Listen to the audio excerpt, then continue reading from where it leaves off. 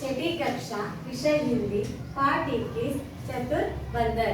हमारे बच्चे चतुर बंदर कहानी कैसे सुनाते हैं, आइए हम सब सुनेंगे। बच्चों शुरू करो। मेरा नाम कमला है। मेरा नाम प्रीति एसएम है।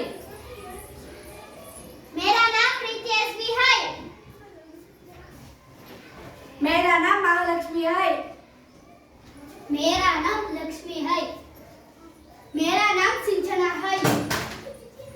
मेरा नाम अर्पिता है। मेरा नाम शिव है। मेरा नाम नरेश है। मेरा नाम बांधव्या है। छठी कक्षा विषय हिंदी पाठ 21 चतुर बंदर। बुद्धिवंता कोती। एक बंदर और मगर में गहरी दोस्ती थी। ಒಂದು ಕೋತಿ ಮತ್ತು ಮೊಸಳೆಯ ನಡುವೆ ಆಳವಾದ ಸ್ನೇಹವಿತ್ತು। मगरमच्छ बंदर को अपनी पीठ पर बैठाकर नदी की सैर कराता था। ಮೊಸಳೆಯು ಕೋತಿಯನ್ನು ತನ್ನ ಬೆನ್ನ ಮೇಲೆ ಕೂರಿಸಿಕೊಂಡು ನದಿಯಲ್ಲಿ ಸಂಚಾರ ಮಾಡಿಸುತ್ತಿತ್ತು।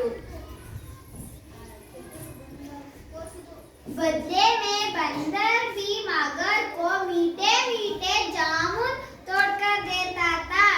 बदलाಗಿ ಕೋತಿ ಕೂಡ ಮೊಸಳೆಗೆ ಸಿಹಿ ಸಿಹಿಯಾದ ನೇರಳೆ ಹಣ್ಣುಗಳನ್ನು ಕಿತ್ತುಕೊಡುತ್ತಿತ್ತು।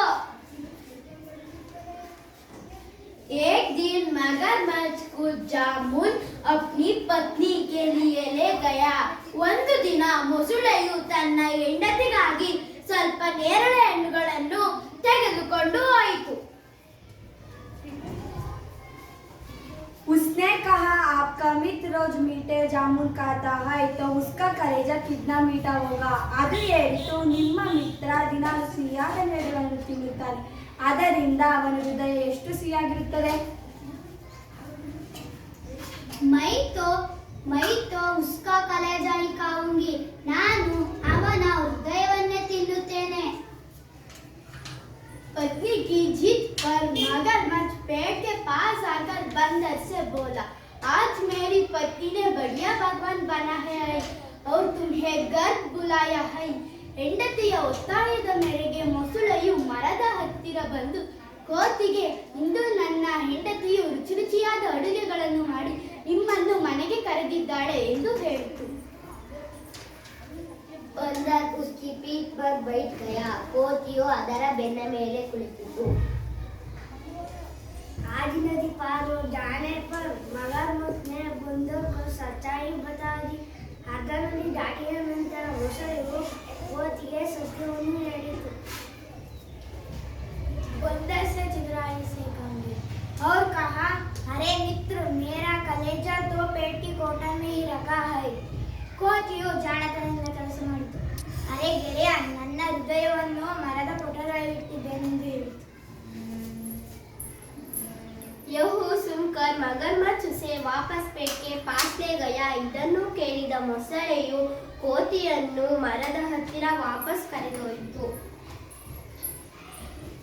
पेट पर पहुंचते ही बंदर मगरमच्छ से बोला, अरे मूर्खो, अपने मित्र को मारने चला था। ಮರವನ್ನು ತಲುಪಿದ ತಕ್ಷಣ ಕೋತಿಯು ಮೊಸಳೆಗೆ ಹೇಳಿತು, ಅರೆ ಮೂರ್ಖ, ನೀನು ನಮ್ಮ ಸ್ನೇಹವನ್ನು ಕೊಲ್ಲಲು ಹೊರಟಿದ್ದೀಯಾ ಎಂದು ಹೇಳಿತು।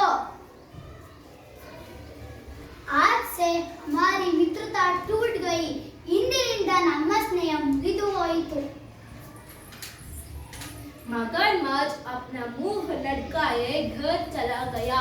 ಮೊಸಳೆಯು ತನ್ನ ಮುಖವನ್ನು ಸಪ್ಪಗೆ ಮಾಡಿಕೊಂಡು ಮನೆಗೆ ಹೋಯಿತು। इस कहानी से यह सीख मिलती है कि जो व्यक्ति उपाय से काम करता है उन्हें कोई खतर नहीं होगा।